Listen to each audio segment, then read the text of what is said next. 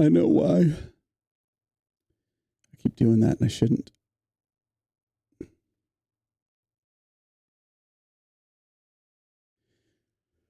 What's up, buddy?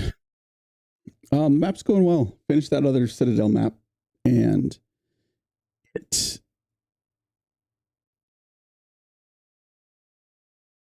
came out pretty good. Better than I thought. I could have done a better job of having it go into the mountain, but I got all the foreground for Foundry, the archways, all that fun stuff done, so it looks like you're actually walking into it.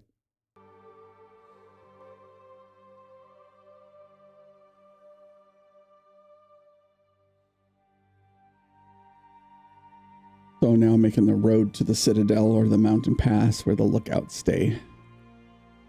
That'll kind of give them opportunity to alert the Citadel, so it'll be harder for them to enter in through the front gates and give them a reason to raise the drawbridge or get some uniforms from these guys. We'll see. We'll see.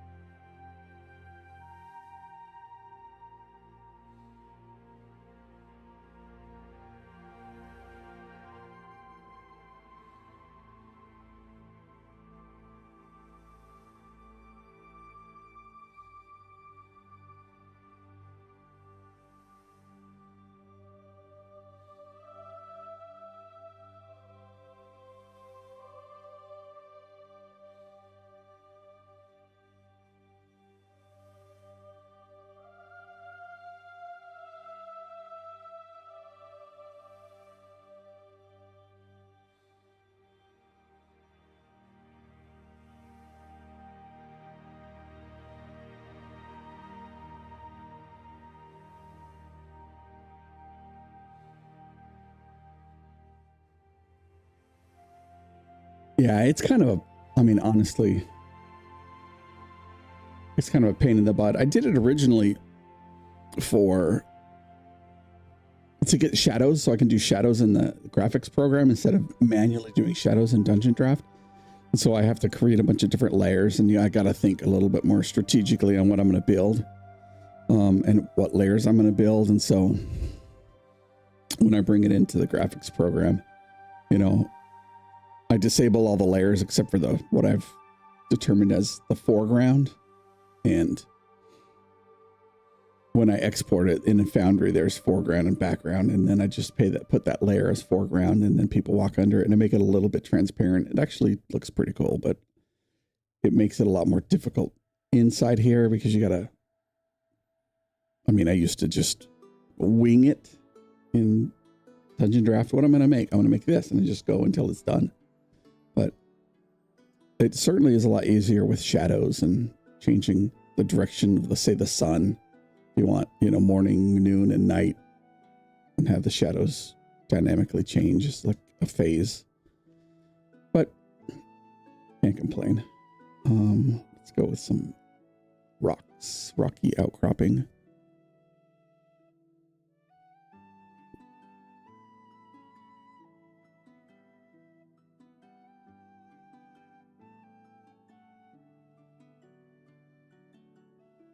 A better rock than that.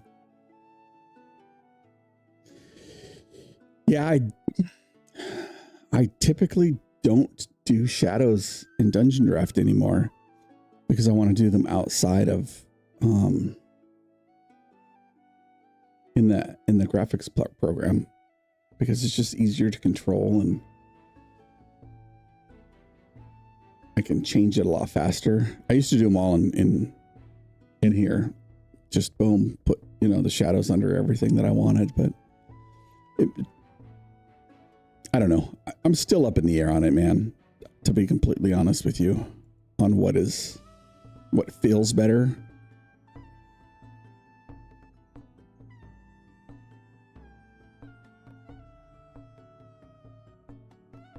Yeah, but here, let me load up the map that I made that I was working on the other day.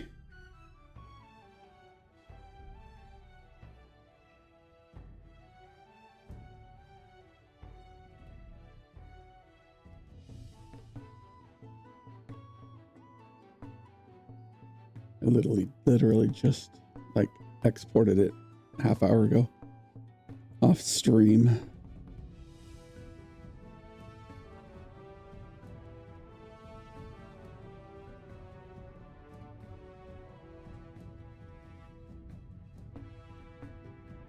It's big, so it might totally blow up my computer, but we'll see.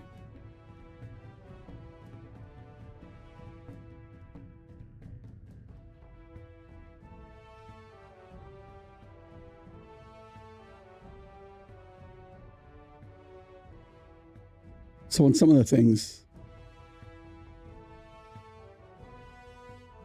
I can create them to give a sense of elevation inside the graphics app, right?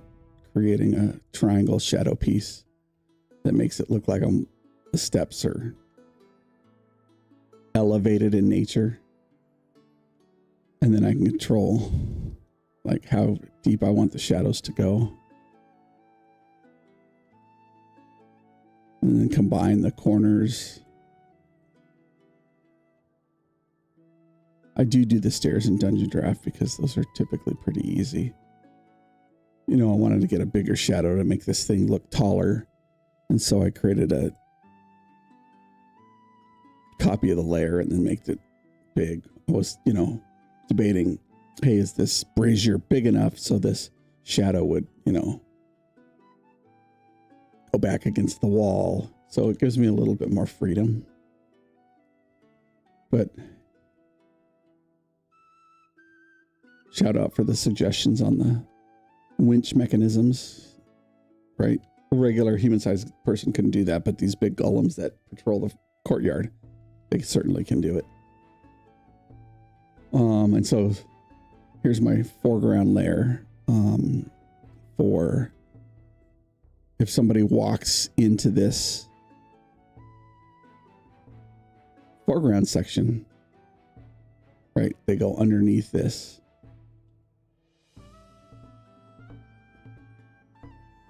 And so they can actually go in there and you can see them, but it's supposed to represent like the top of a lookout tower. So it was okay. I mean, I felt like it turned out okay. Got a night version, which I like doing in that graphics app because I can just set just throw a layer and put a mask on it and then just slowly mask it out. And then I can give like the details of, hey, it's reflecting off this piece of cement. So it's brighter because it's near the fire. So it reflects the light a little bit. Same with the statue. I was able to add some orangish hues in here to make it look like it's reflecting off the armor. The chandeliers are foreground, so you can walk underneath them. And then if I don't want them, I can just, you know, turn them off in Foundry as well and not have a foreground. So we'll see.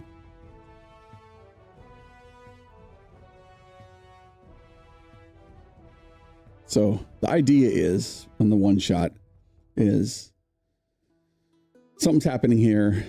The bad guys here in the Citadel kidnapped an artificer, and he created an artifact, and he's kept in his artificer chambers to figure out how to unlock its potential. And by the fair, and there's a golem here, a overseer here, and an overseer here in the chair, and they're just bored, just making sure he's working.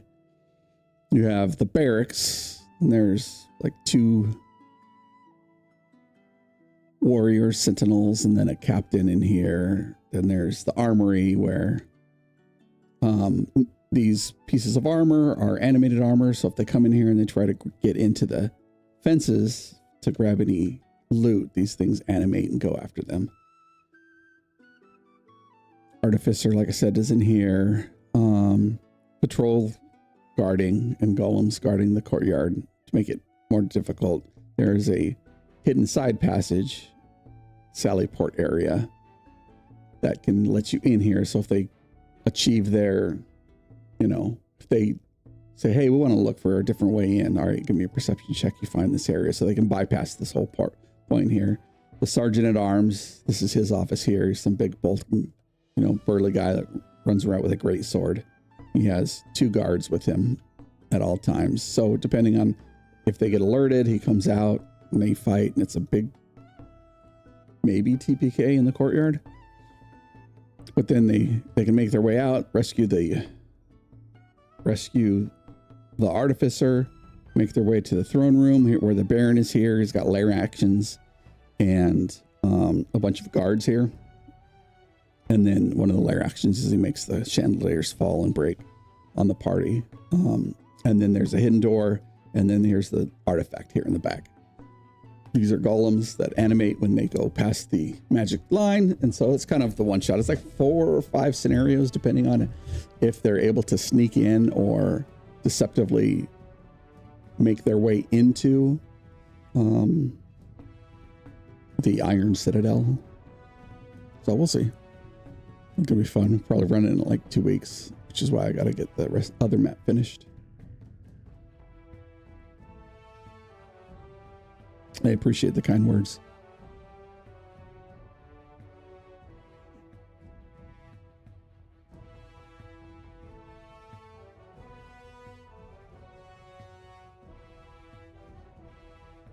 Not sure how I feel about that rock style.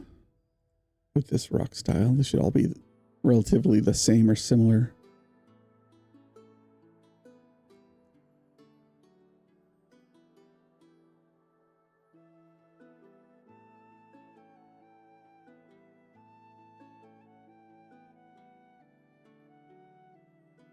So this one's going to be like they're just going up the mountain pass road. There's going to be 3 lookouts that are stationed with crossbows on these rocks up elevated. And then these black areas are going to be bigger rocks that exist where people can hide behind.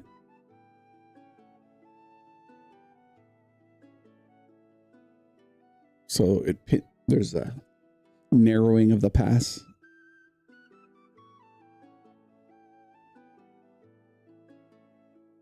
We'll see.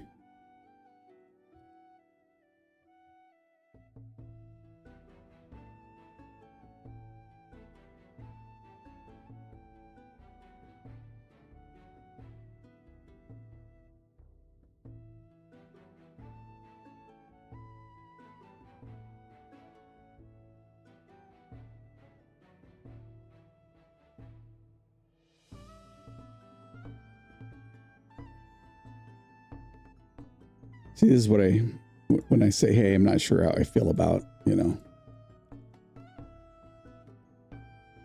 put these in the ground level and they should go where the objects go. And so now I got to make a copy because Dungeon Draft doesn't have a copy paste or a cut paste. At least not that I know of.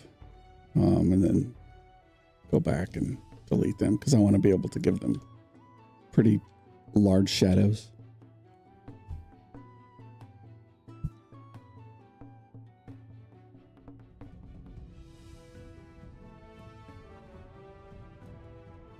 We'll see.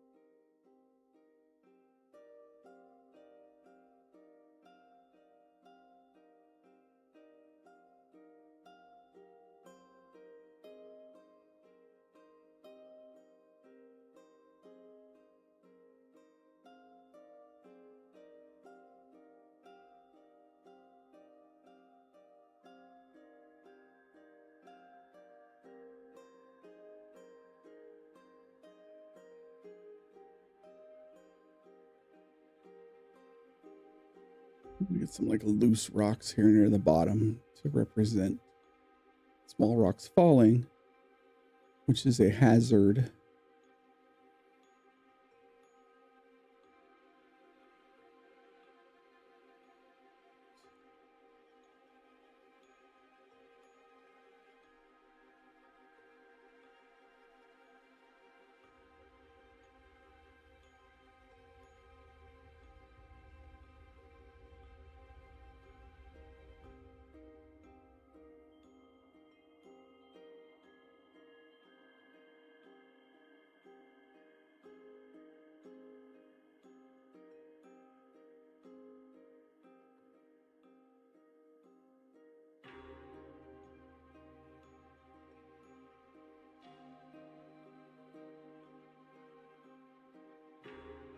Yeah, we did a one shot last Friday, and I think there were 6 scenarios. They started off in the village, and they went into a swamp, and there was a break in the road. They could choose left or they could choose right. Left went to a sunken shrine, right went to an abandoned still. And then from there, it obviously reverted back into the hag's house. And then beyond the hag's house was the Watching Willow. They were able to not have to fight the hag and was able to persuade them with like a 30 persuasion check to tell them where they went or if they took the artifact, which they did. They said they were hired by some random people. Those random people went to the Watching Willow, which happened to be like this giant toad's lair. And then the people that hired him got eaten, let's say, by these giant frogs. And so the party went there to get the artifact back. It took like 3 hours and 5 minutes, almost like perfect for a one shot. We could have went for another half hour, but we started kind of late.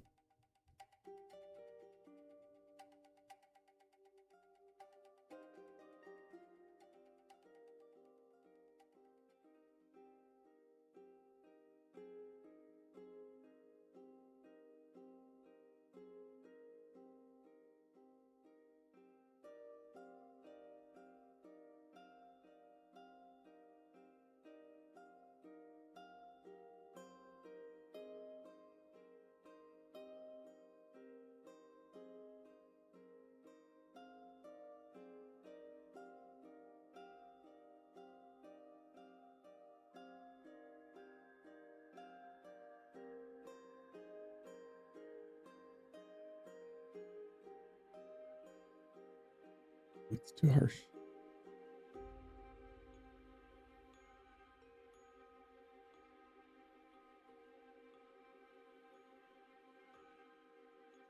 Maybe. Sure. That should be darker, right?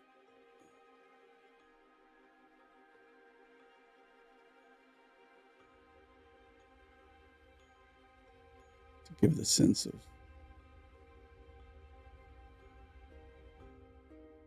being used a lot.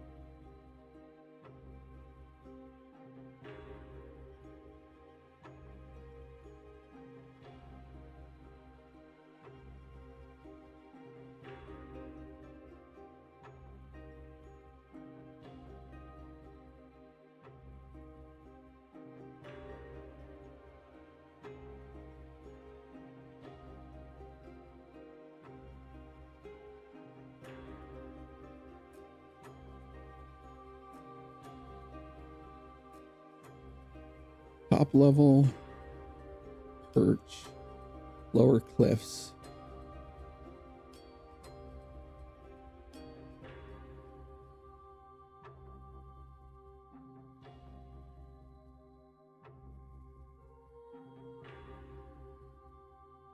No.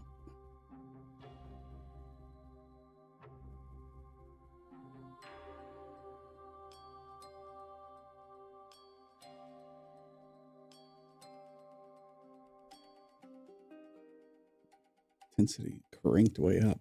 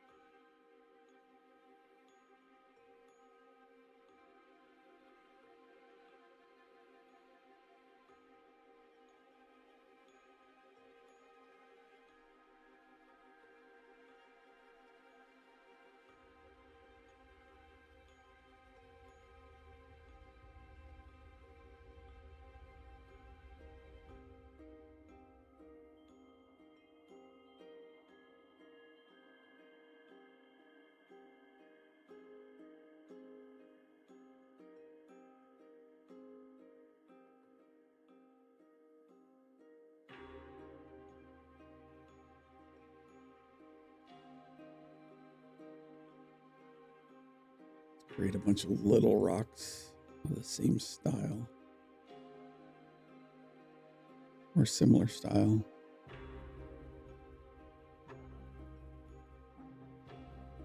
Red. 5. Or is as good as red?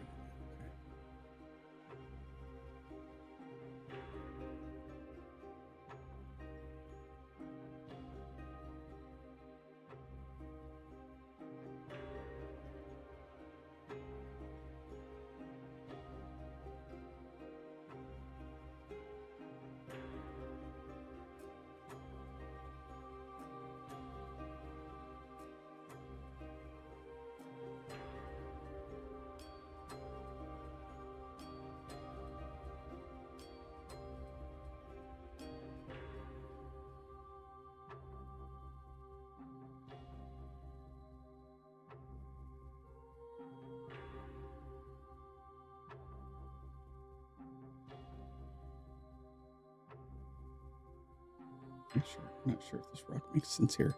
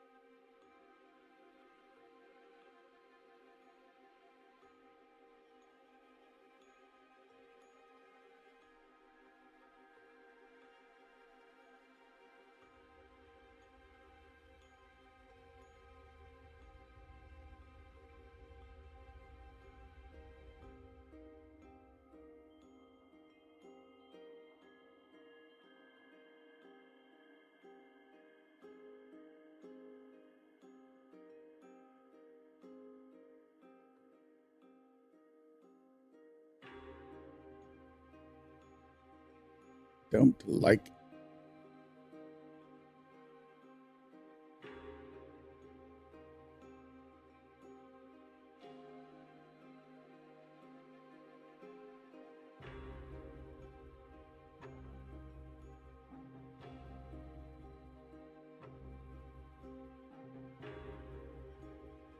Spend half my time looking for assets. So I've decided to make my own Dungeon Draft assets to use. So far I have 2 chests.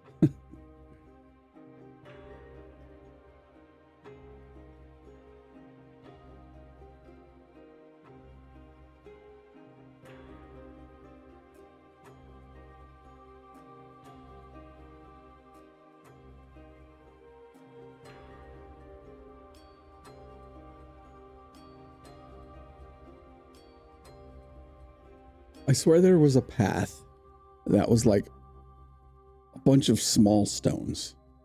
So I looked for stones, rocks.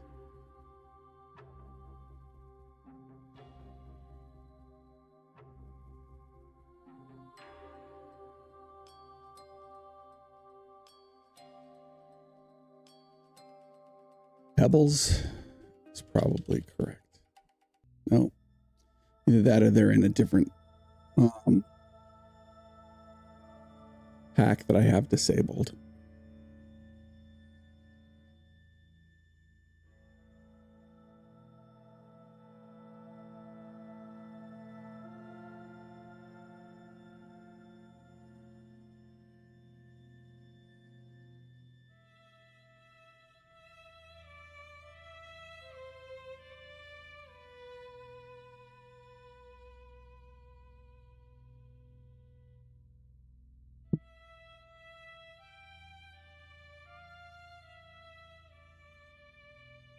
Be right back.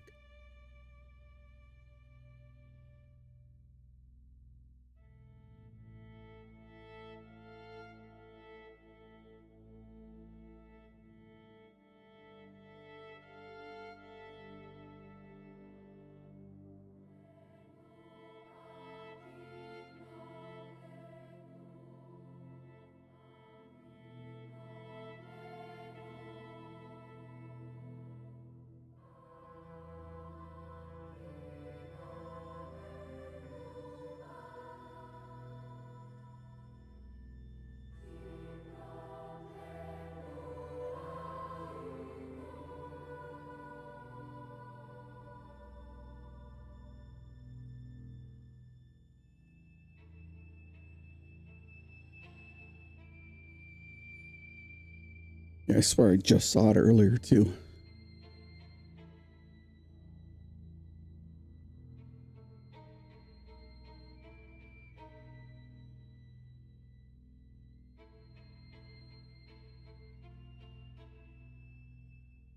I used to use them all the time when I did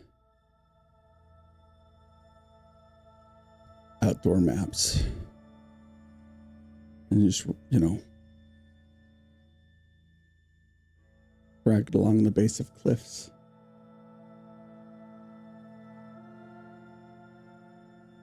I can't find it.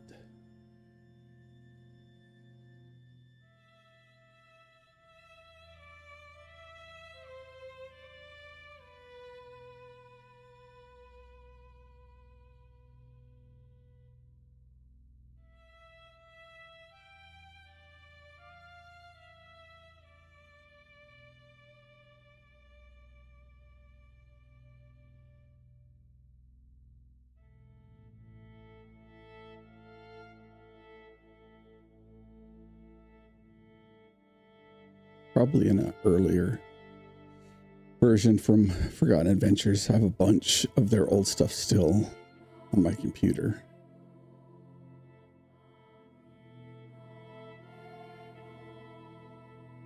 The computer's going to blow up because I clicked the assets button.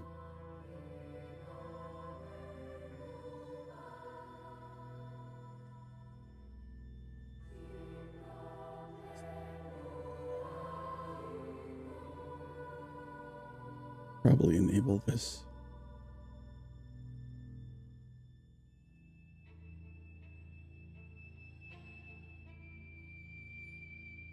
Oh well.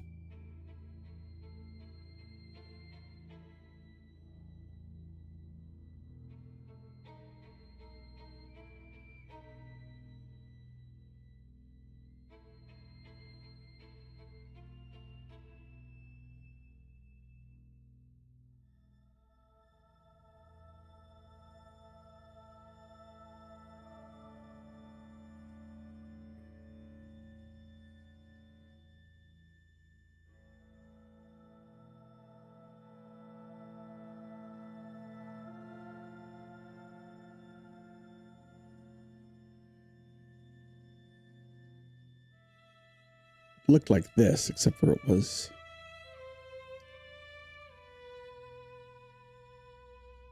a path, which would be way better than placing these manually.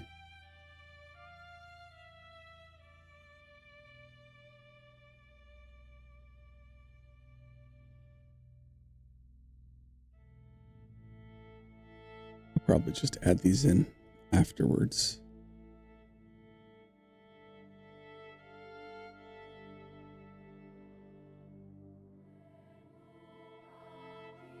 Let's see what it looks like.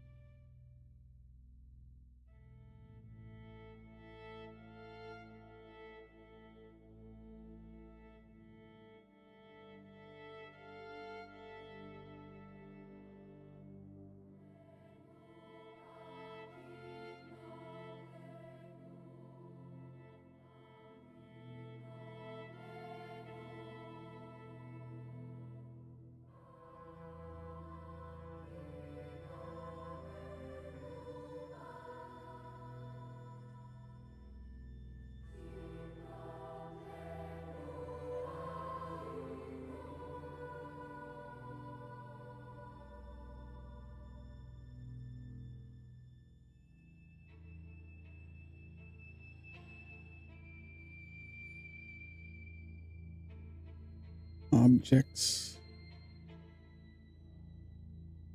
And finally ground. Let's throw it in and see what we need to fix.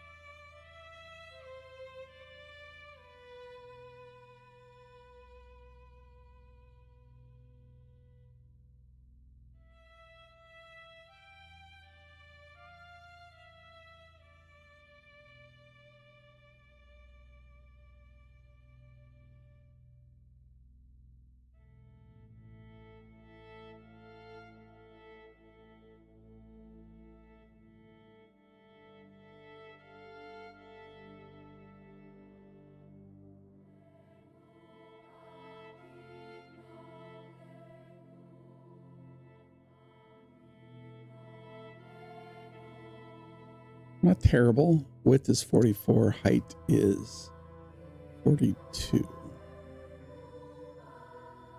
Document width is 44. Height is 42. Okay. Why is it giving me this little? Oh, I know why.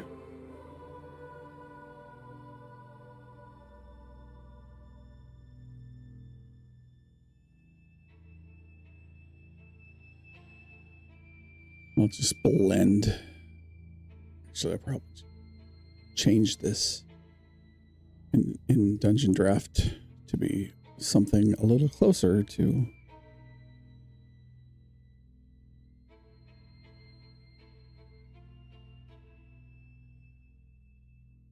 So now I can just add my shadows, make them super giant, super dark, or not so much. Offset them.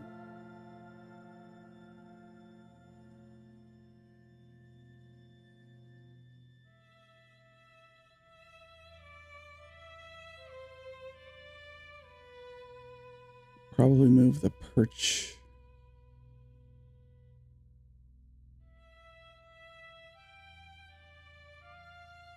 Or the rocks.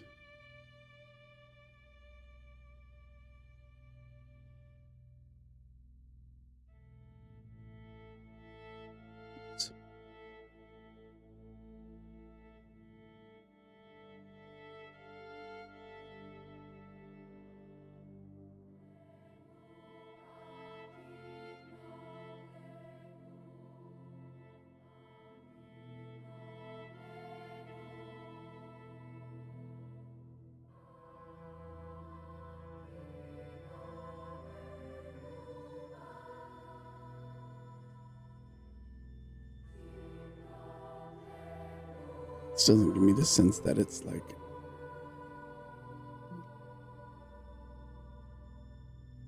a lot higher off the ground than I wanted it to be. They need to be like 40 or 50 feet off the ground.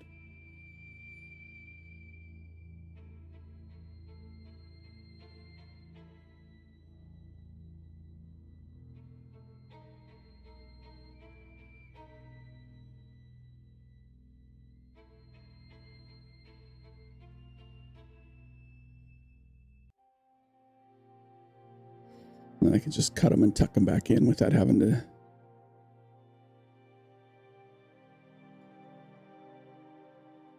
do anything weird.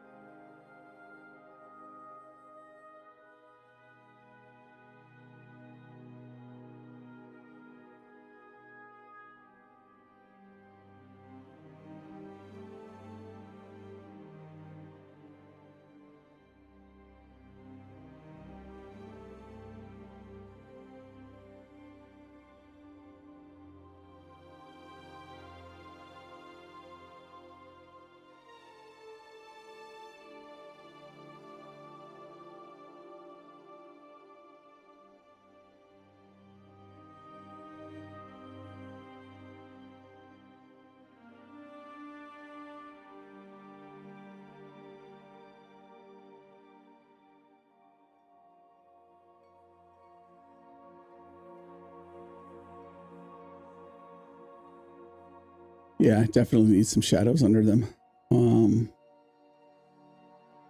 But I gotta move the rocks. That's the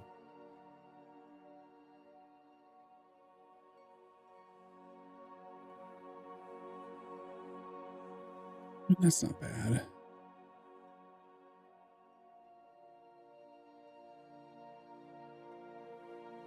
I'll probably just move them in Dungeon Draft and then export, re-import that layer. Put them up higher.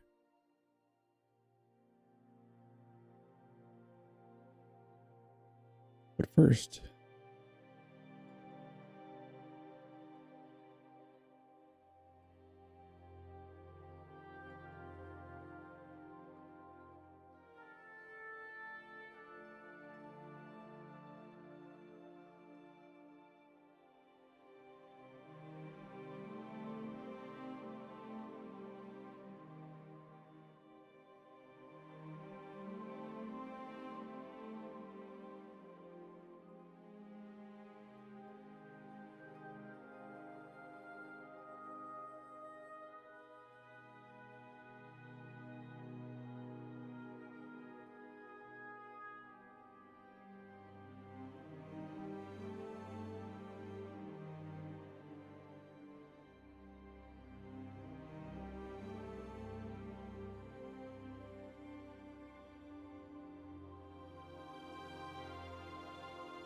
Still getting used to this script, this application.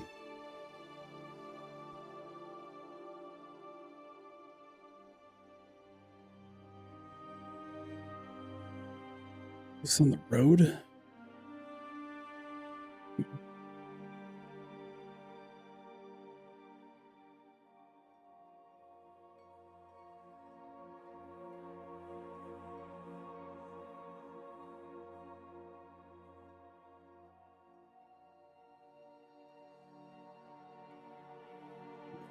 It is.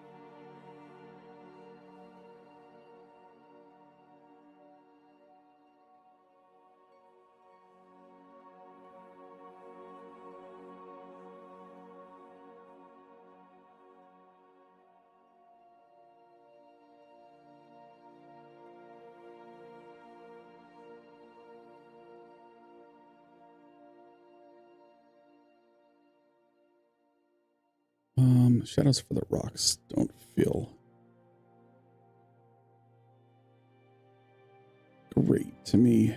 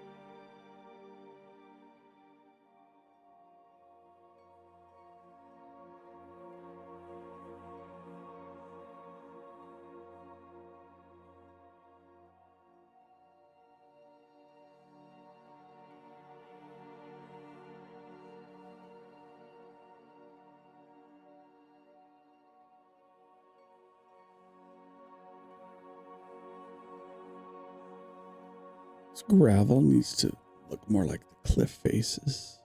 Compare levels. Cliffs. Higher, yes.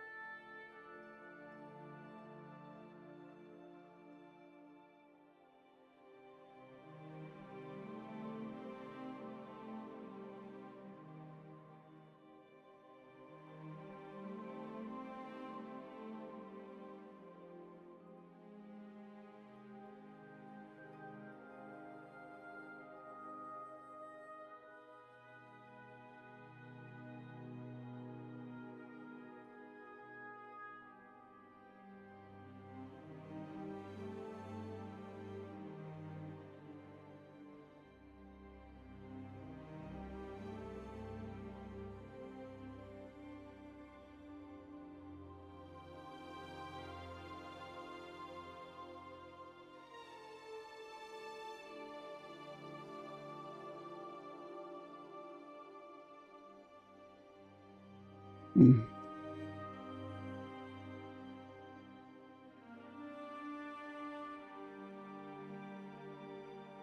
They literally just add the same stuff.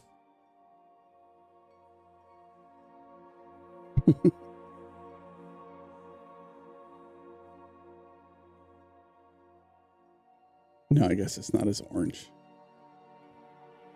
Ooh, that's ugly.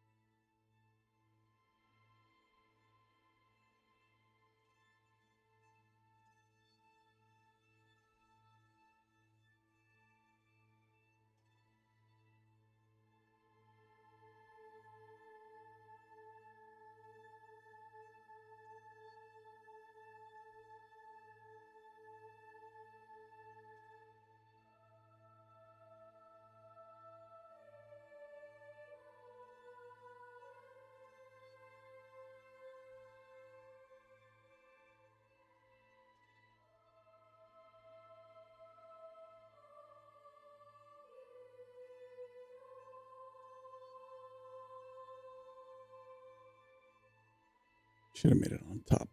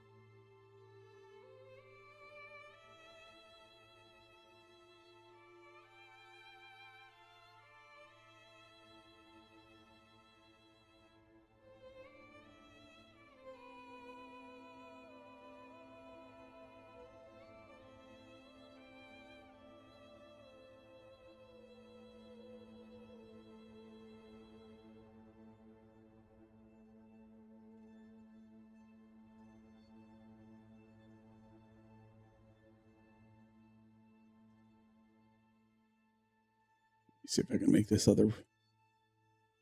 these perched rocks work.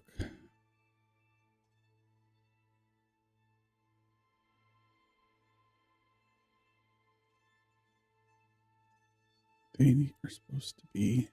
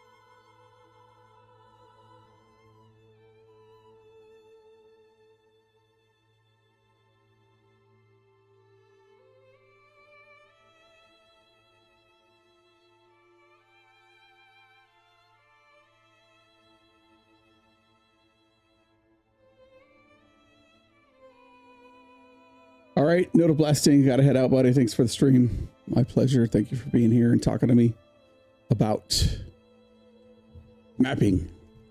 Makes me think. So appreciate that.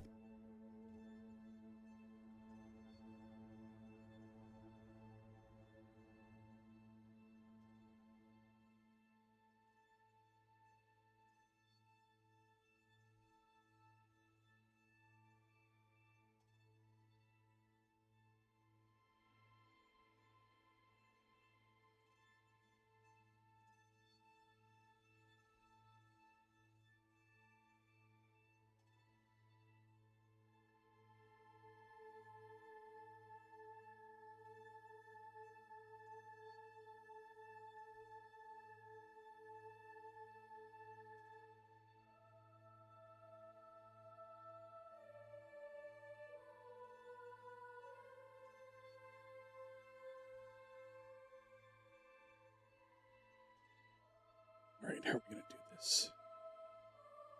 Let's just spin.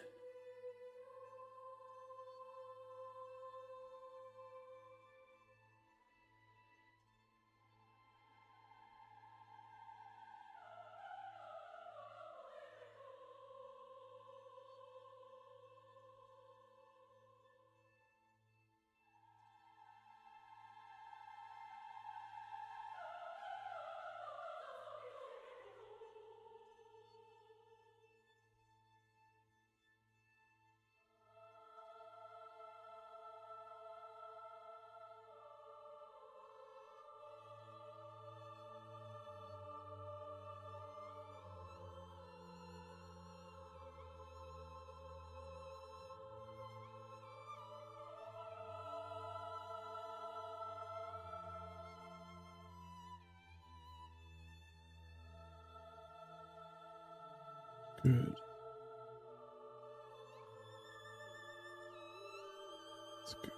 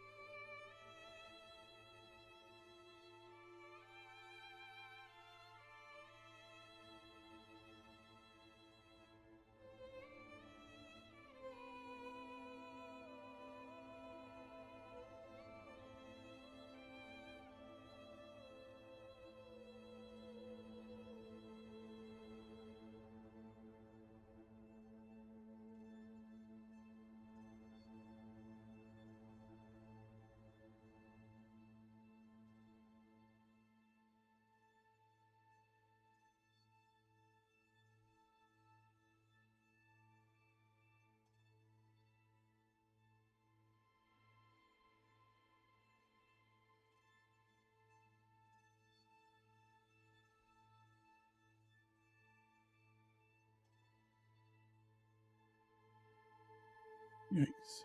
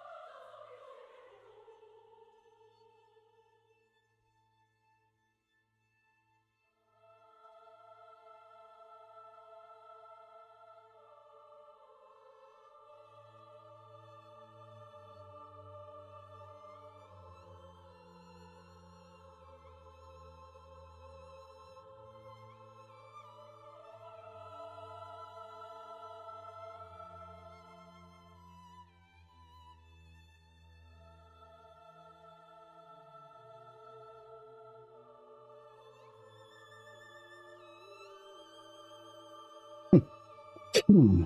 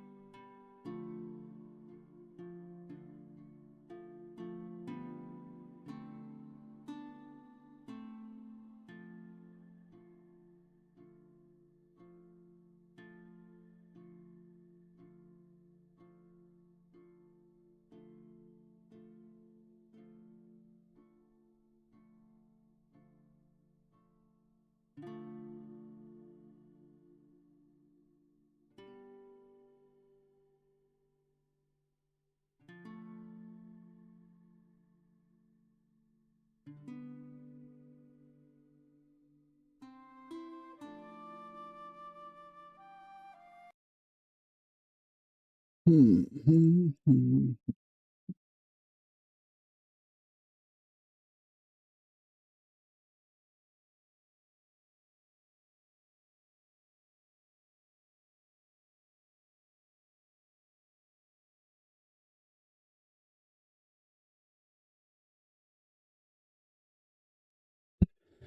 30 Rollers RPG.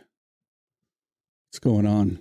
I'm overloading my encoder because I'm trying to have too many things going.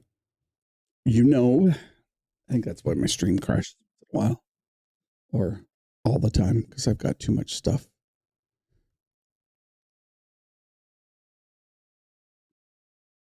That's okay.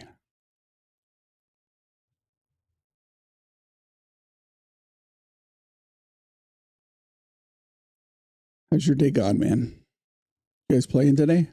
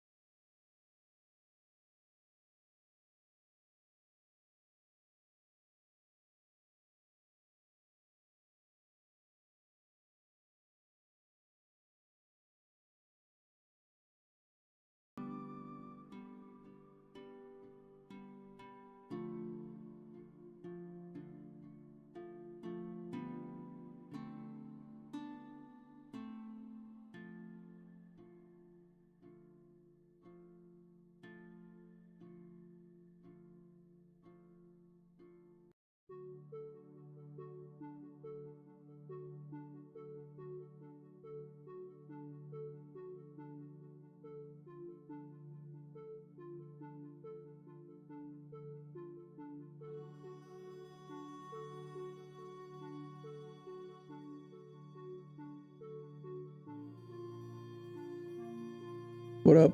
Not bad. No work again. Yeah, we'll be playing tonight. No work again on purpose or?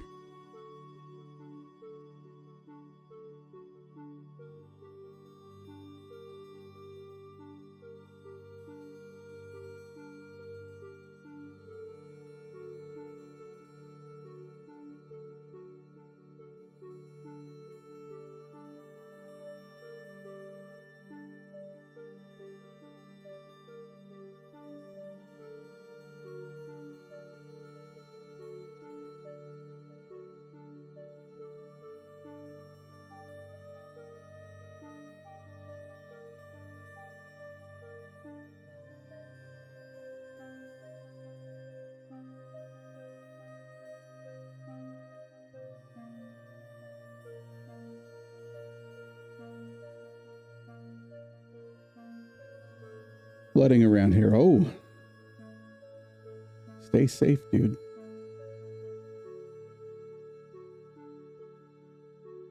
That's crazy.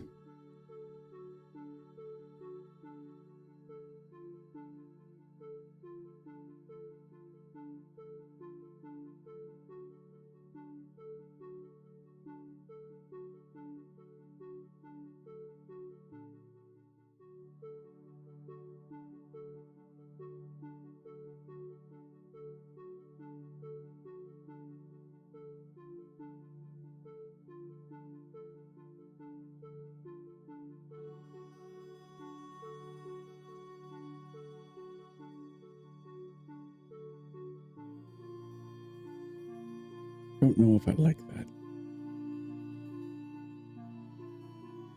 That rock's gotta go.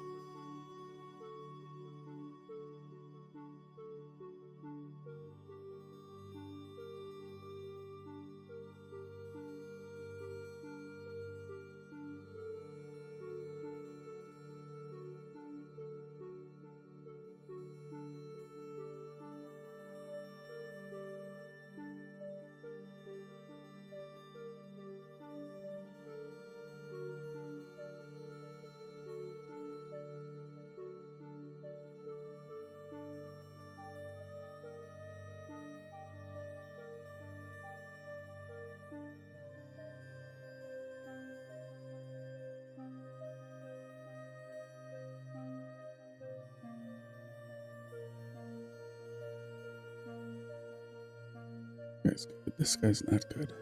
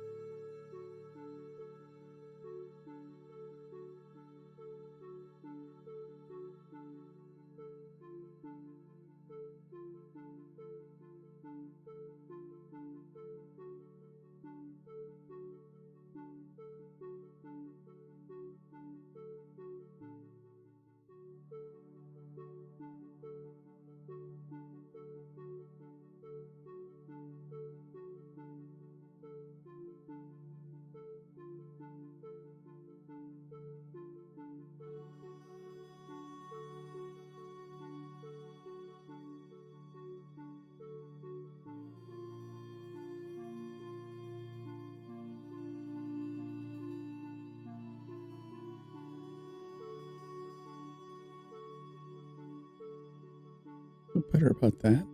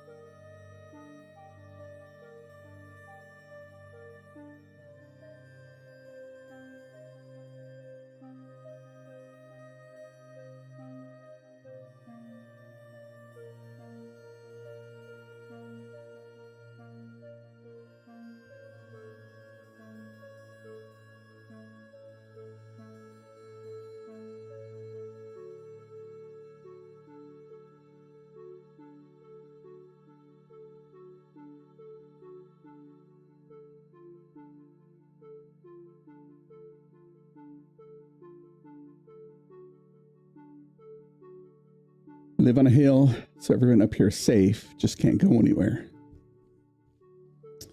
Sorry, dude.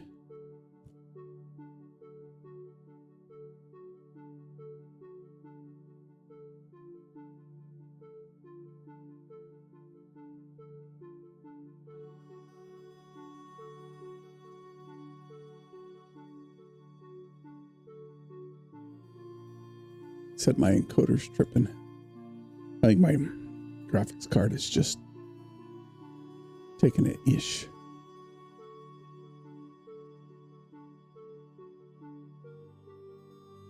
I just X2, maybe I should use hardware.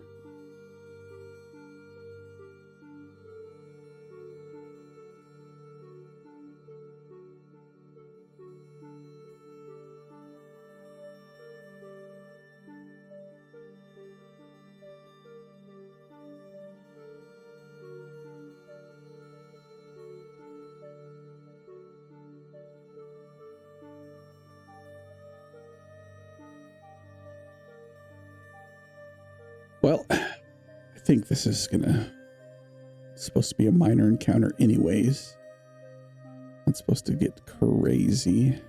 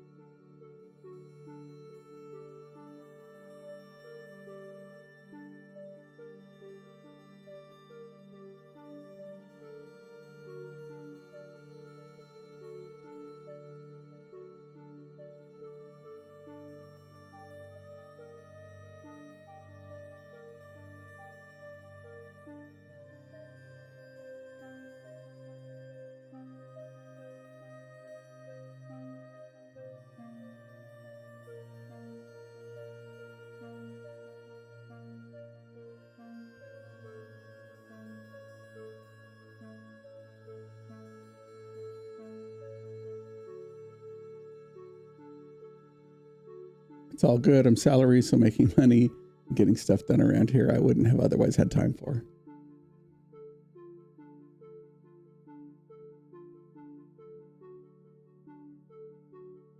I guess that's good.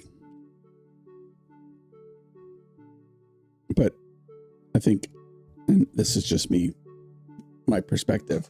I mean, considering the work you do for the animals, it's not like corporate America, like to that extent. Doing good things.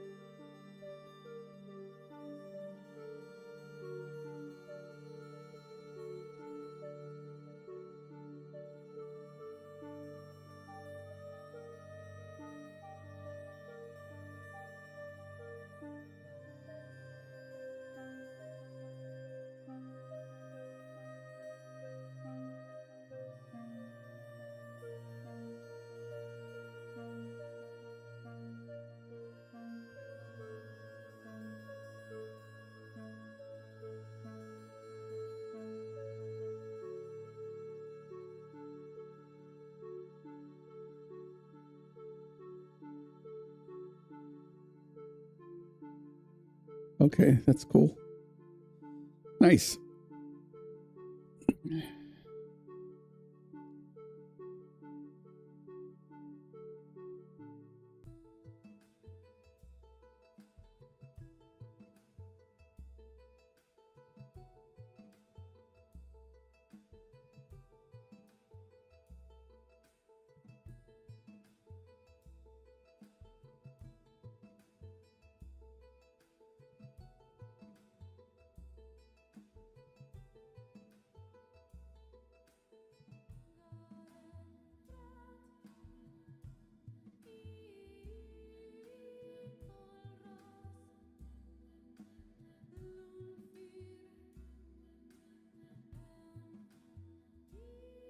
I think I'm okay. It's just a minor encounter.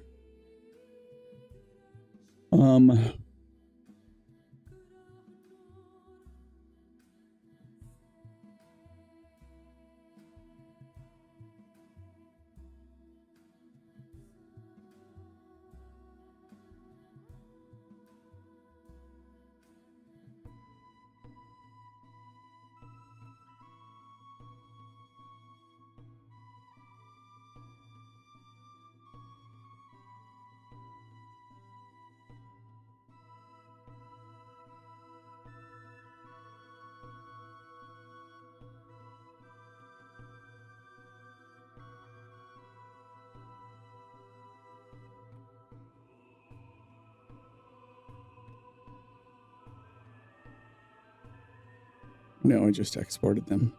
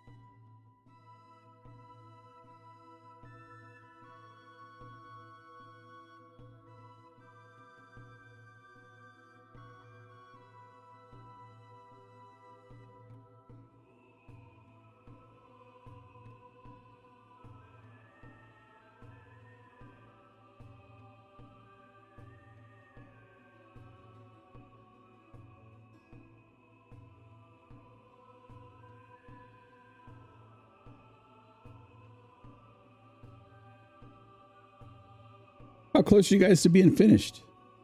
Party down low, range baddies up high. Yes.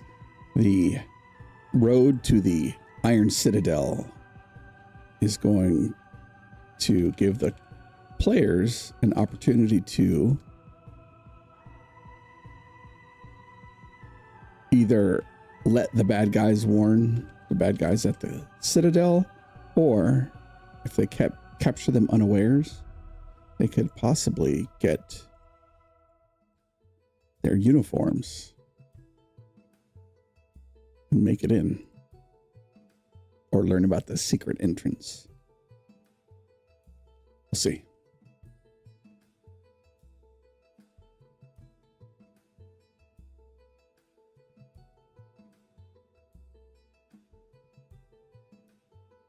This is for the next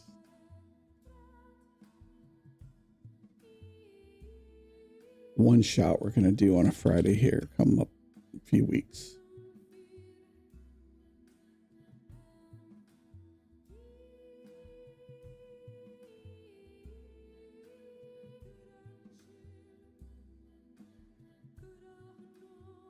So we'll see. This is the Citadel. It's pretty gigantic. It's like 126 by 72. I'm not sure how it's going to work on my computer, but we'll see. So how close are you guys to finishing Witchlight? Got to be pretty close. 80 sessions or something, or close to it. That's, in my opinion, feels like that's got to be pretty close.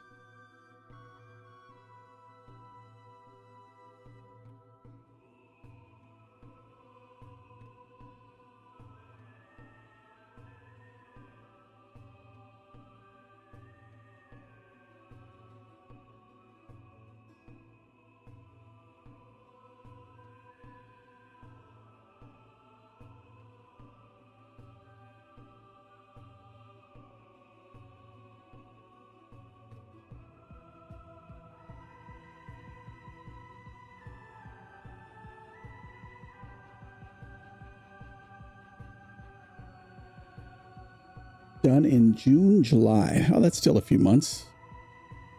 3 sessions a month, approximately. It's April. 10 more sessions. Get to like the good old round 100.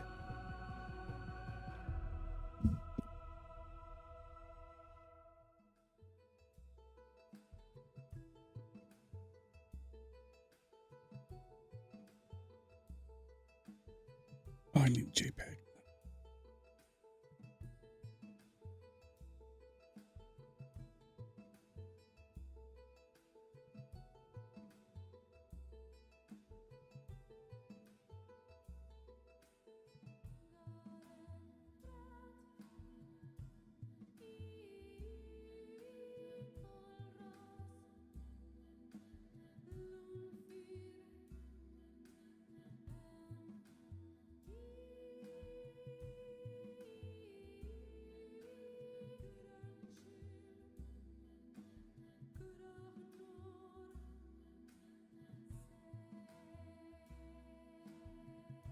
That's a long time, my guy.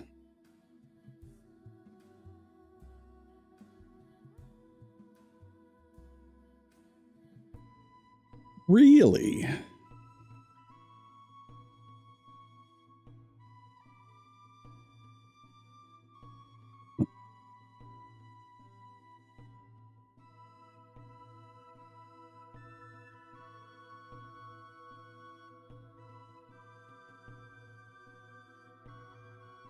Let me see.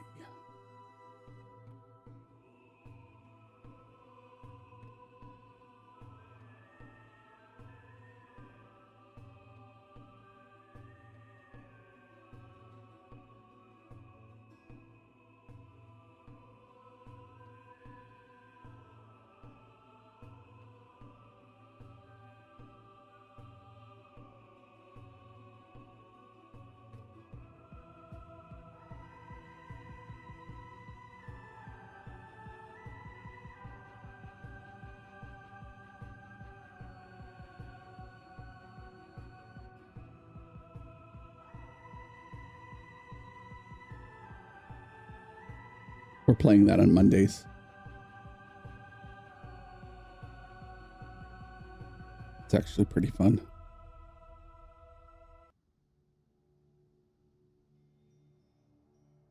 Just a home game off stream. What am I looking for? Phandelver and Below the Shattered Obelisk, right? That's what we're talking about.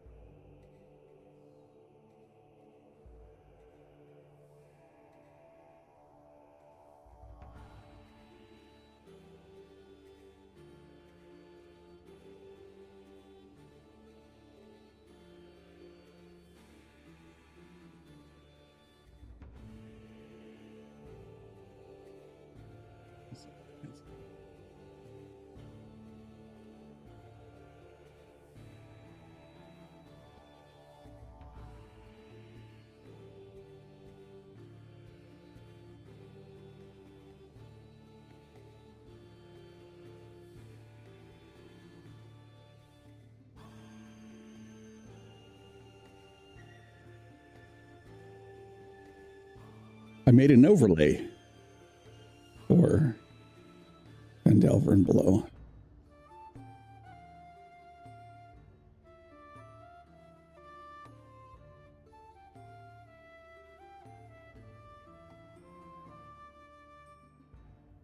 This guy spits fireballs.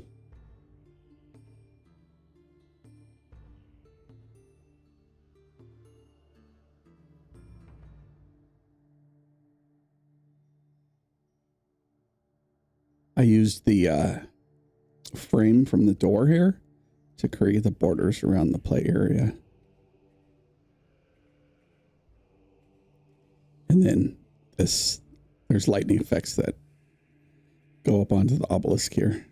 It's actually pretty neat.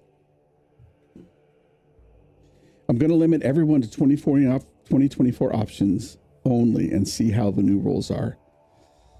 All right. My Tuesday night game is 2024 rules. And because Wizards has not released the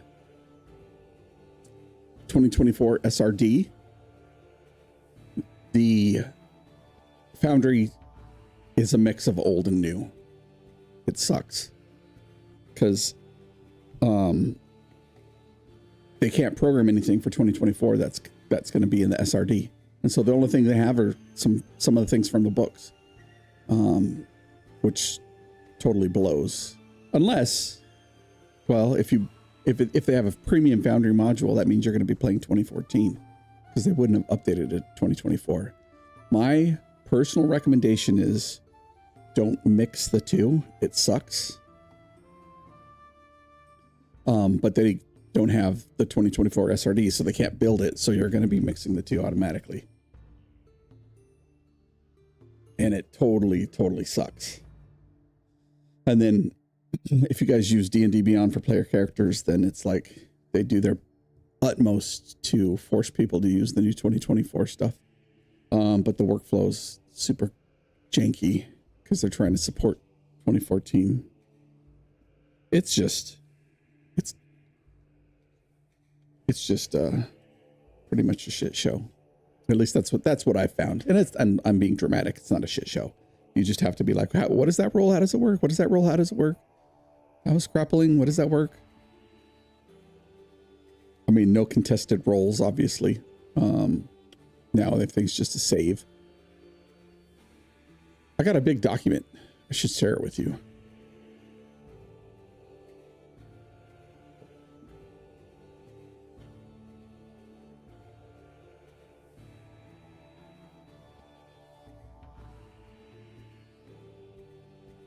Roll change reference.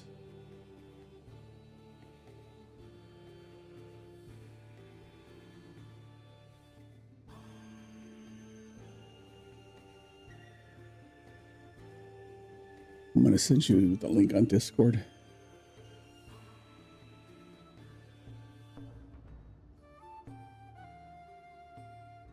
If you're on Discord.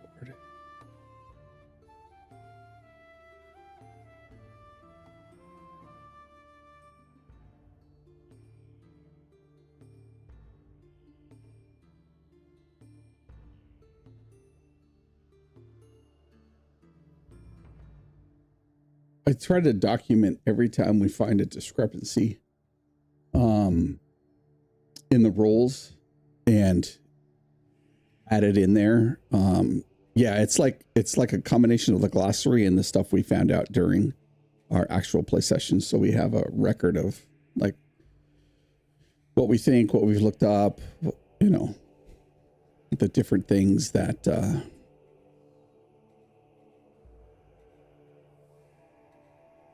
how it's affected, like action surge. Now you can't do the magic action. So no double spells, but you can double spell if one's a feature and one's a spell slot. It's just really weird stuff.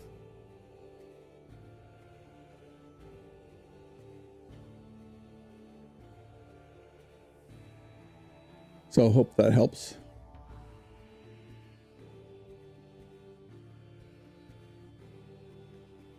I think some of the biggest changes are drawing and stowing weapons. I know that was kind of a big deal with some of interactions. I have this weapon, I take this weapon out, but now it's all just, you draw or stow a weapon as part of the attack action, part of that attack. So you can like take stuff out and put it back, and there's no like, I'm gonna drop my weapon because I could not find a reference to say I dropped my weapon for free, because why would you do that? You could just put it away.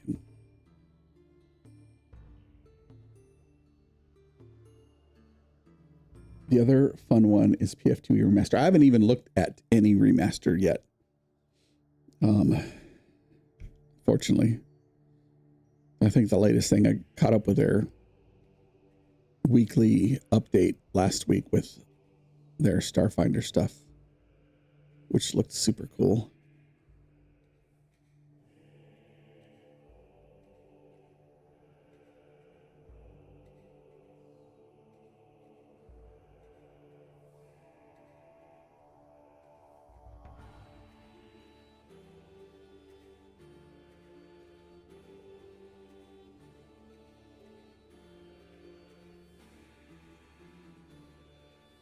Oh, it's good. I love all of it. I signed up for Rev's community one-shot drawing for Pathfinder last night. We'll see. I haven't played Pathfinder in a minute.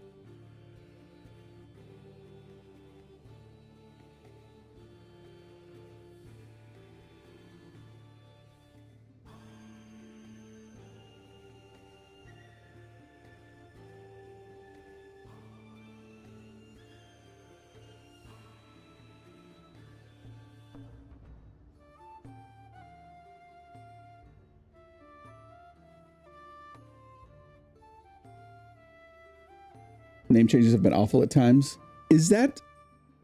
Are they doing the name changes just to get out from underneath the OGL stuff? Stuff that was, shared via the OGL thing with Wizards.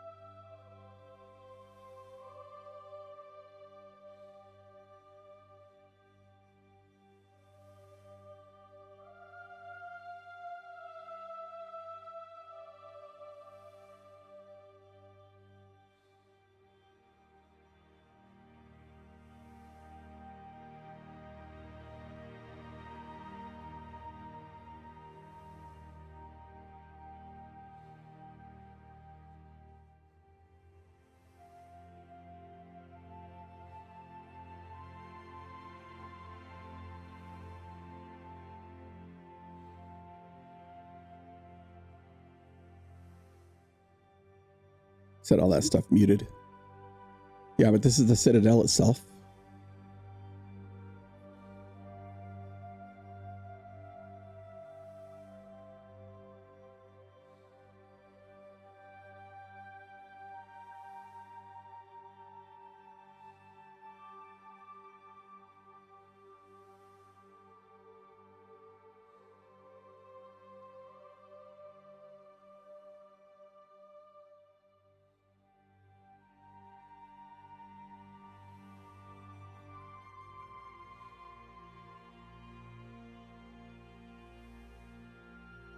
Pretty big.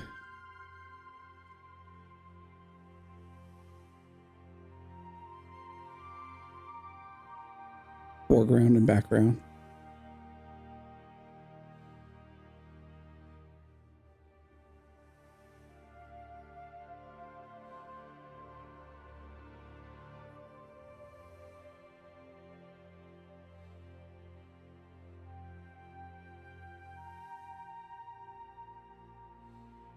Loaded with enemies, especially this front area. Like, they have the winches that lower the drawbridge, right? But they're so gigantic that there's these huge golems that have to do it. There are 2 of those here, like 2 captains, 6 regular warriors. Sergeant office is here, sergeant at arms. He's a big guy who punches people. The artificer workshop, where the captured artificer stays trying to unlock the artifact. And then the throne room. Baron, he's got his food plus his little work, and then an area to entertain. These are all foreground items.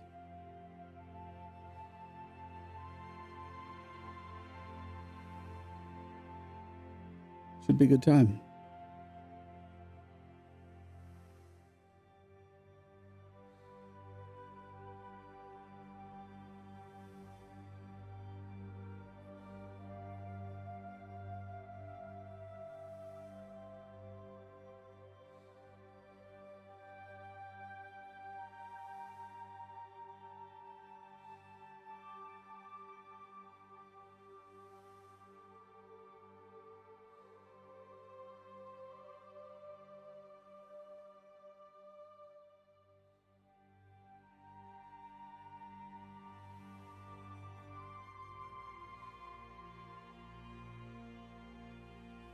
I haven't messed with foreground background yet. How annoying to set up. It's not annoying that to set it up at all. The only part for me that sucks is how Dungeon Draft handles layers, since I don't use Dungeon Alchemist. I just use specific layers, but you know, it's everything except the foreground layer. Everything else is the same size, but this is what I make on the foreground layer for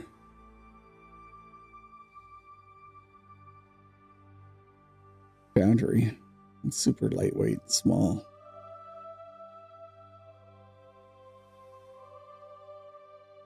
But very easy to do, and it looks awesome. I think I've done 3 or 4. What Dungeon Alchemist laughs and says, "What layers?" Yeah. I can't. I have Dungeon Alchemist, and I made 1 map for it. It just doesn't feel like my style. Like, I like that mix between semi-realism and like cartoon.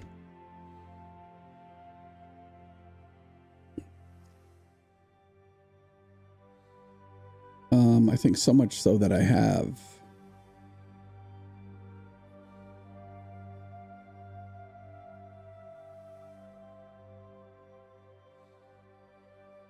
started to create my own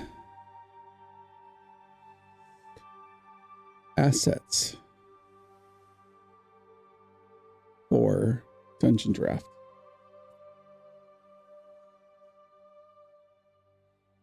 So far, I have a cutlass and 2 chests.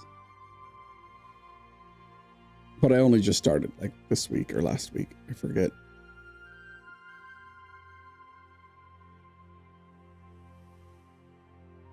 Yeah, I just can't get into it. Everything looks like, if they had a more, what's the word I'm looking for? Like a better, I don't know. The overhead view just gets me.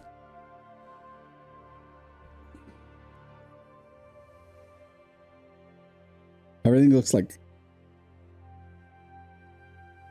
plastic. I don't know if there's stuff that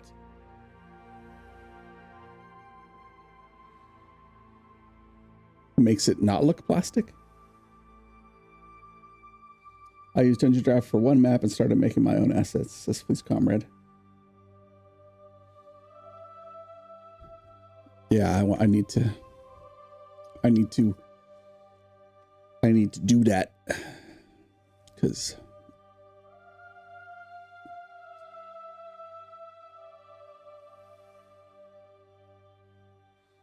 I want to have a little bit more control. Don't get me wrong, I love Forgotten Adventures assets, but the reason why I'm exporting them in layers is so I can more granularly control the shadowing. I know that there are shadow packs, but it just doesn't look right.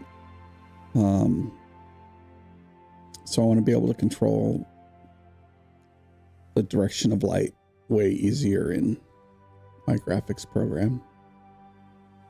But if I just built it like that in Dungeon Draft, don't have to worry about it. I just drop it in and the shadow's already there and I move on.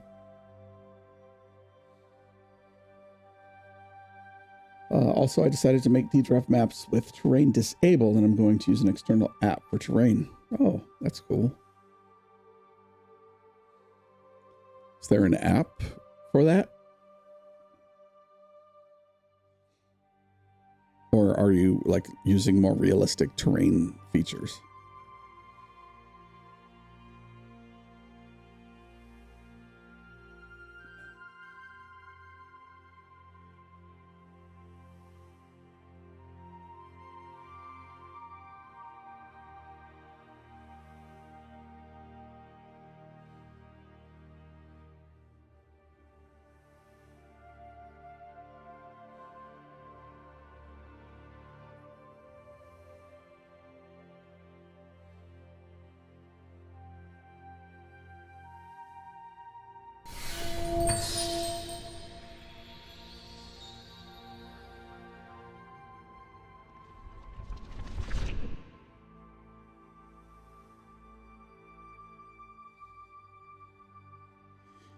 All right, I have to get ready for some D&D. Alice Phantom said, boop. What's up, Alice Phantom? Thanks for dropping by. What's shaking? You ready for some D&D?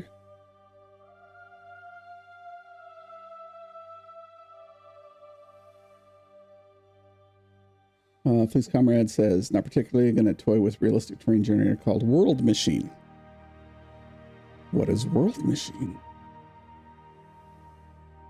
Leading 3D terrain generator software. Oh, that's cool. Got workflow. Okay.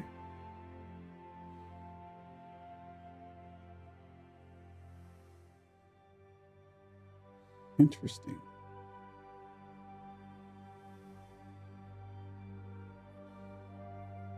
Okay, so you can, that's really cool. You can mess with the height and then the water plane, and then it kind of moves very similar to how Dungeon Draft does it, but this is like the terrain feature on steroids.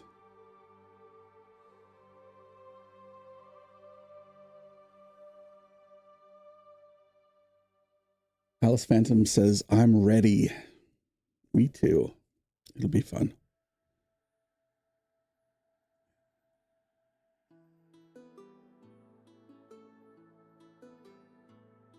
Speaking of, gotta go get ready and do some things before our session starts. So I'm gonna jump off here, go do some chores, and be back ready to play my Goliath Monk. But thanks for hanging out, Dirty. Thanks for dropping by. I'll probably see you a bit later while you're doing Witchlight. Police Comrade Maps. Thanks for dropping in. And Alice Phantom, I'll see you in a little bit. Talk to you guys later. Goodbye.